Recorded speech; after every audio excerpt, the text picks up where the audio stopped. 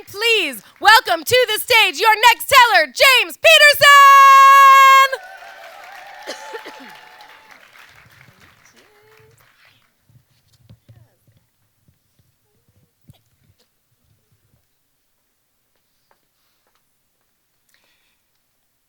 Did I ever tell you the time I caught a Gila monster? Gila monsters were like the largest lizard on the continent. They were orange and black stripes. They looked like they were made out of Fruit Loops.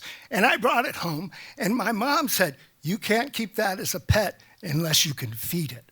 And that creature eats eggs that it steals from bird nests, mice, lizards, frogs, and dead things.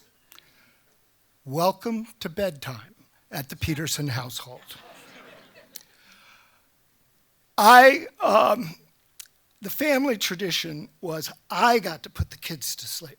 I got to read them fairy tales, make up stories about their beanie babies, and sing them to sleep.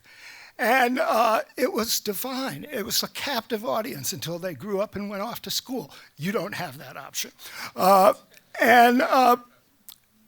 It was going great, but Goodnight Moon only lasts for so long. And one night my daughter said, "Dad, tell us a story when you were young." Wow, that was problematic. I grew up in the 50s when parenting standards were a little bit different. We didn't do play dates. I was a free-range child. I was allowed to run wild with my friends, similarly unsupervised children. And there was one understanding around dinner time. My dad would whistle and it would be time to go home. My dad had a whistle that could knock birds out of the sky. But needless to say, the stories from that part of my life were kind of scary. But I gave it a try. Okay, did I ever tell you the one about the bull running mad in the swamps? We were in Louisiana in a housing project right next to a cypress swamp. And I don't know if you've ever seen a cypress swamp. They are spooky. Wet, muddy ground.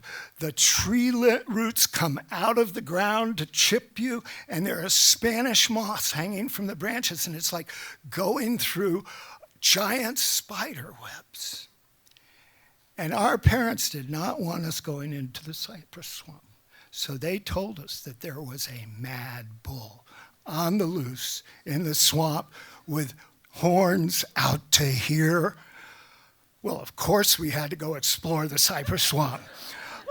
And so one day my friends and I went along there, and we're going on, that's the sound mud makes when you walk through it.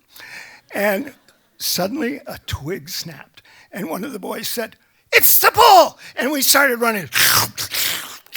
And panting, and we came to the bayou and you had to clear it in a single bound, and we got home covered in mud, and my mom said, "Don't you dare." And we made us stand buck naked in the backyard, water from a garden hose pouring over us. I checked the kids.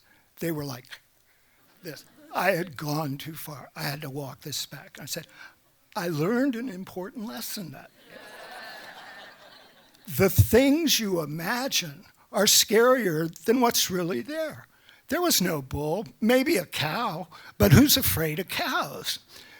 They relaxed, and I realized I didn't have to call for backup. They wanted another story, and I said, okay, what about the one, have you heard the one about the rattlesnake? Now, we lived in a housing project, and they were still building it, and every night the workmen would leave their construction machines at the end of the road.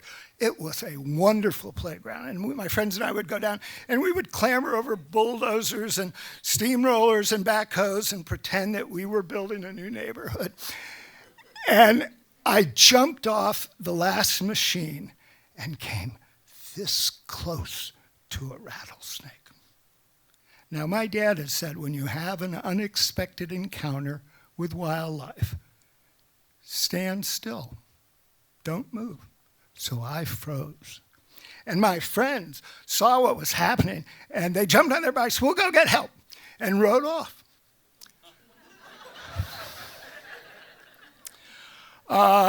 Now, I had to pause the story here because The weapons available to young boys in the South in the 50s were really scary. And I thought about saying they went to get their super soakers. But then I said I'd be honest. They went to get their genuine Daisy air rifles, accurate up to 15 feet. I waited. And I looked at the snake, and it was really quite beautiful. I think it was asleep, except every now and then its tongue would come out.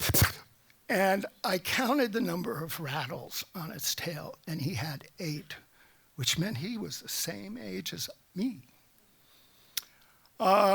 Eventually, my friends came back, and they clambered up onto the back things, got ready, and I had to think what my dad had said. Should I stay there and not move downrange from excitable boys with unpredictable aim? I decided to move, and so did the snake. We had become quite good friends. He got away, and I got away. So I looked at my kids, and I said, "Can you tell me the moral of this story?"